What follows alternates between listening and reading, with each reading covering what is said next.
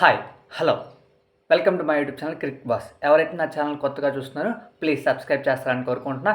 ఈ వీడియో వచ్చేసరికి ఏంటంటే నిన్న నామినేషన్స్ నుంచి తనుజ అండ్ సుమన్ గారు సేవ్ అయిన సంగతి మనందరికీ తెలిసిందే. తర్వాత ఏం జరిగింది, నామినేషన్ ప్రాసెస్ ఎలా జరిగింది, నామినేషన్ లిస్ట్లో ఎవరున్నారో ఒక్కసారి చెప్పుకుందాం. సో బిగ్ బాస్ ఈ సీజన్ని కొత్తగా ప్లాన్ చేస్తున్నారు కదా, అలానే నామినేషన్ ప్రాసెస్ కోసం కూడా కొన్ని టాస్క్లు పెడుతున్నారు.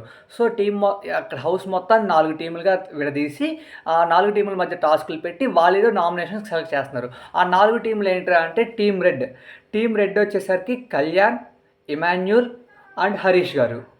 ఎవరెవరు? టీం రెడ్ వచ్చేసరికి కళ్యాణ్, ఇమాన్యుల్, హరీష్. ఆ తర్వాత టీం బ్లూ వచ్చేసరికి తనూజ, రీతు, దివ్య లేడీ విన్నర్స్ అనుకునే వాళ్ళు. టీం గ్రీన్ వచ్చేసరికి సంజన, భరణి, శ్రీజ. టీం ఎల్లో వచ్చేసరికి ఫ్లోరా, సుమన్, రాము. ఇలా 4 టీములు చేసి 4 టీముల మధ్య టాస్కులు పెడతారు. ఆ టాస్కులు బేస్ చేసుకొని నామినేషన్ ప్రాసెస్ అనేది జరుగుతుంది. ఆ టాస్క్లు ఏంటివో ఇంకా మనకు అప్డేట్ రాలేదు. యాజ్ ఆఫ్ నౌ మనకు అప్డేట్ వచ్చిన ప్రకారం నామినేషన్స్లో 5 ఉన్నారు. ఎవరెవరు? సంజన గారు, దివ్య నిఖిత గారు, హరీష్ గారు, శ్రీజ, ఫ్లోరా. సో సంజన, దివ్య, హరీష్, శ్రీజ, ఫ్లోరా ఈ 5 యాజ్ ఆఫ్ నౌ నామినేషన్స్లో ఉన్నారు. సో ఈ వారం ఎవరు ఎలిమినేట్ అవుతారు అనుకుంటున్నారో కామెంట్ చేయండి.